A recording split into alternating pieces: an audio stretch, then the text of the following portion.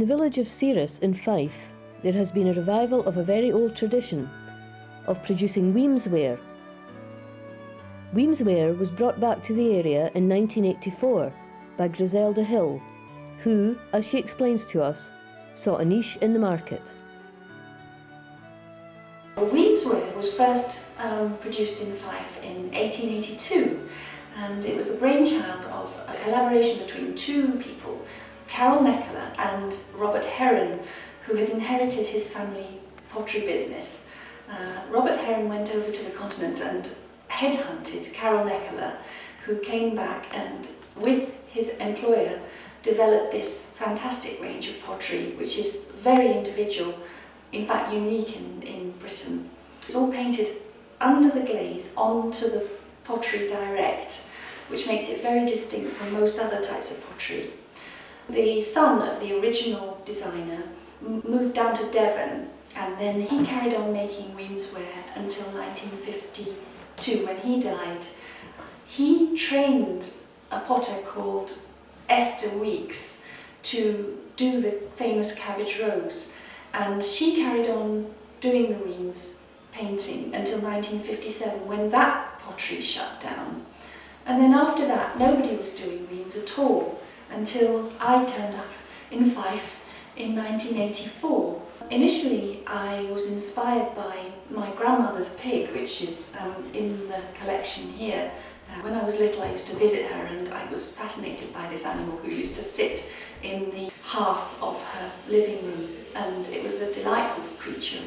I actually approached Kirkcaldy Museum, and they were very helpful and told me that I could copy any of the items in their museum.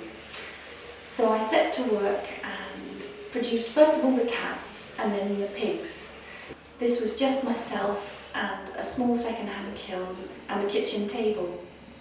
And I suddenly realised what a demand there was and how important it was to the people of Fife that I was reviving this pottery.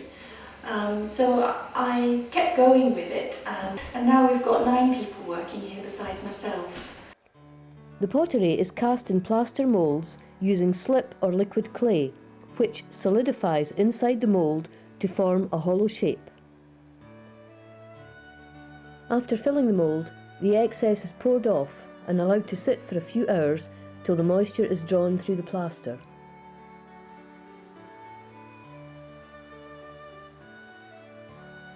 The more complicated shapes are made up of several moulds, and pieces are joined together using liquid clay.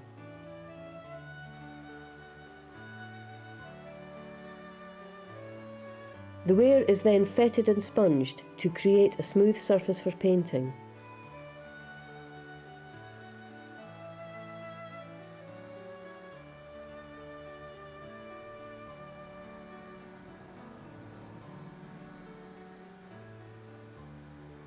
It's then fired for the first time and becomes biscuit ware. The pottery is hand decorated by one of a band of highly skilled painters. Depending on the complexity of the painting and the size of the piece, this process can take up to 1.5 days to complete. Elaine displays to us how the experts can make this job look so easy.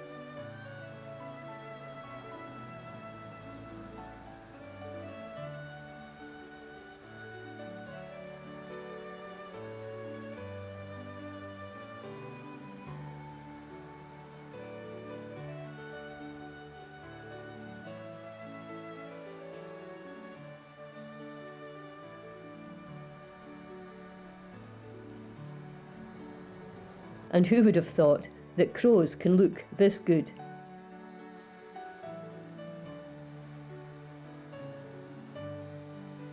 Susan, just like the other artists here, needs nimble fingers to keep hold of this enormous pig while decorating it.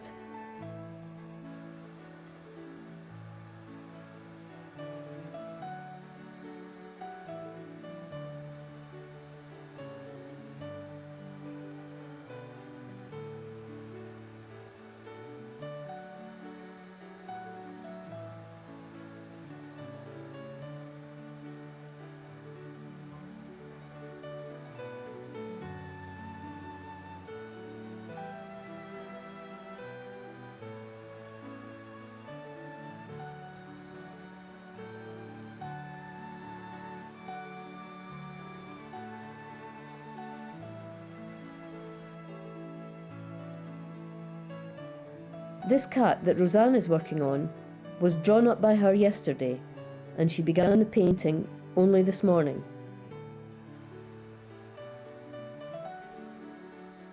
By the time it goes through the other stages in production, it can take up to 3 weeks to reach the shop.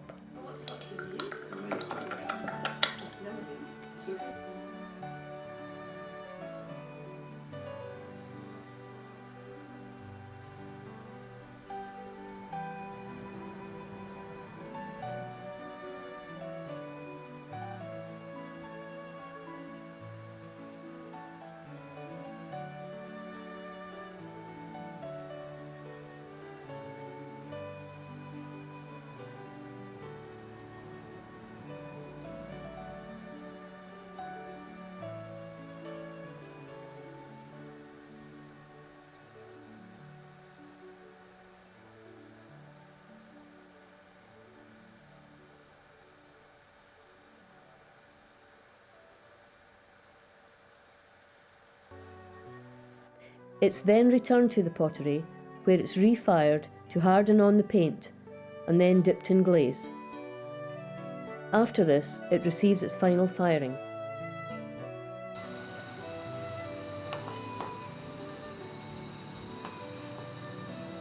Richard demonstrates for us how wall tiles are glazed.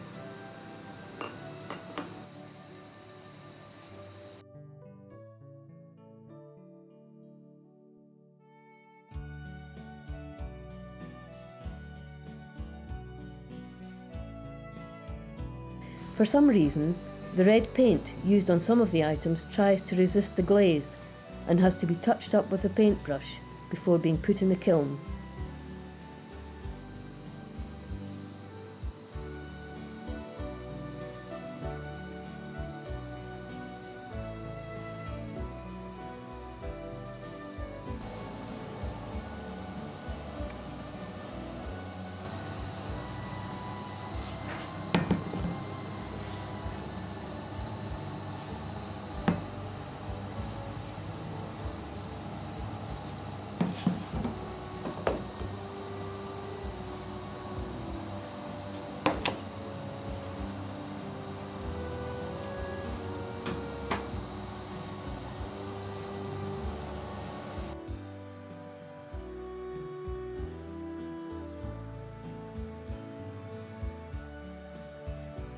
And here at last is Roseanne's apple cat, almost complete. It only has to be fitted with its glass eyes, and it's ready for the customers.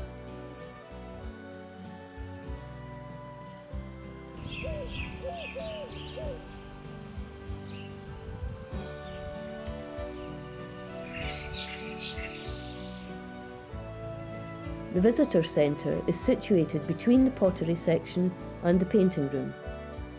Here you can not only look at some of the old Weemsware pieces on display, but you can watch the artists at work through the glass doors. It's time to make our way back to the shop now, and maybe indulge ourselves in the beautiful pieces of pottery which are for sale.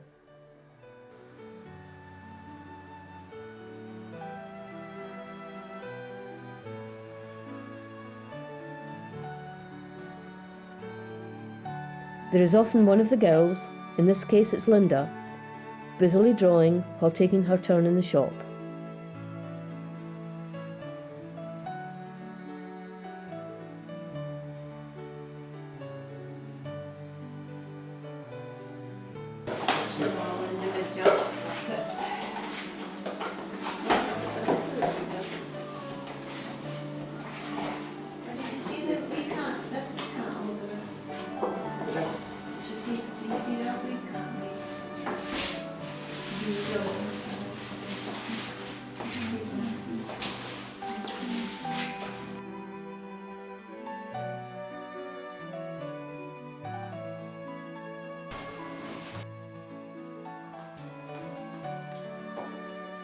Ella insists she is not an artist.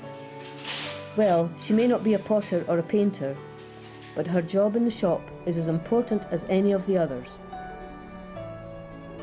This little piggy did go to market, but this little piggy stayed at home.